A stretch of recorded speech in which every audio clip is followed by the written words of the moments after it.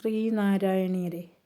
മരുത്വമലയിലെ തപസ്സൊക്കെ കഴിഞ്ഞ് ഇറങ്ങി വന്ന ഗുരു എവിടെയും തങ്ങാനായിട്ടോ അല്ല സ്ഥിരമായിട്ടൊരു സ്ഥലത്തിരിക്കുവാനോ ഒന്നും ആഗ്രഹിച്ചില്ല. അദ്ദേഹം ഇങ്ങനെ സഞ്ചരിച്ചു കൊണ്ടിരുന്നു.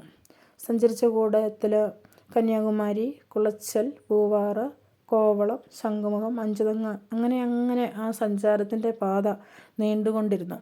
പോകുന്ന വഴിക്കൊക്കെ ഓരോരുത്തർക്ക് ഓരോ ഉപകാരങ്ങൾ ചെയ്തും കുഞ്ഞുങ്ങളെ എടുത്തും ലാളിച്ചും അവർക്ക് ഭക്ഷണങ്ങൾ വാരിക്കൊടുത്തുമൊക്കെയാണ് അദ്ദേഹത്തിൻ്റെ സഞ്ചാരം. അങ്ങനെ സഞ്ചരിച്ച് ഒരു രാത്രിയായ ഒരു ദിവസം അദ്ദേഹത്തിന് ഭയങ്കരമായിട്ട് വിശപ്പ് അനുഭവപ്പെട്ടു. അതികഠിനമായ വിശപ്പ്, ഒന്നും കാണുന്നില്ല, എന്ത് ചെയ്യും? അദ്ദേഹം അങ്ങനെ കുറേ നേരം നോക്കി. വിശപ്പ് അതികഠിനമായി, വീണ്ടും നടക്കാൻ പോലും പറ്റുന്നില്ല. അങ്ങനെ ഏറെ കഠിനമായ വിശപ്പും സഹിച്ച് കുറച്ചൊക്കെ ഇങ്ങനെ നടന്ന് ഇങ്ങനെ വന്നപ്പോഴേക്കും അദ്ദേഹത്തിൻ്റെ കണ്ണിൽ ദൂരെ ഒരു വീട് കണ്ടു.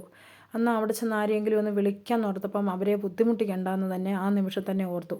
പിന്നെ അവിടെ നോക്കുമ്പോൾ അവിടെ ഒരു തൊഴുത്ത്, ആ പശു അതിനെ വളരെയധികം സ്നേഹപൂർവ്വം ഗുരുവിനെ വിളിക്കുന്നത് പോലെ ഗുരുവിന് മനസ്സിലായി. ഗുരു ഓടി അതിൻ്റെ അടുത്തേക്ക് ചെന്ന് അവിടെ നിന്ന് കുറച്ച് പുല്ലൊക്കെ എടുത്ത് കൊടുത്തു. അപ്പം അവിടെ അടുത്തായിട്ട് തന്നെ മാറി ഒരു പാത്രത്തിൽ എന്തോ ഇരിക്കുന്നത് കണ്ടു. അദ്ദേഹം ഇങ്ങനെ കൈ ഇട്ട് നോക്കിയപ്പോൾ അതിനകത്ത് കുറച്ച് മാത്രം വറ്റുണ്ടായിരുന്നു, ചോറിൻ്റെ.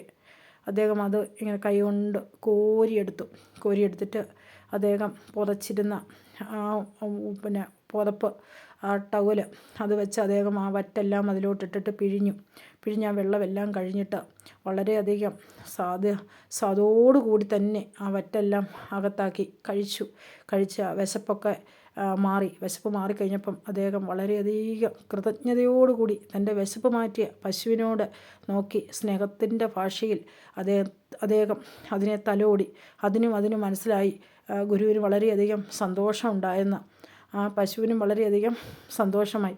ഗുരു ആ പശുവിനോട് യാത്രയൊക്കെ പറഞ്ഞ് വളരെ സന്തോഷത്തോടു കൂടി വീണ്ടും അദ്ദേഹം നടന്നു നീങ്ങി അവിടെ നിന്നു.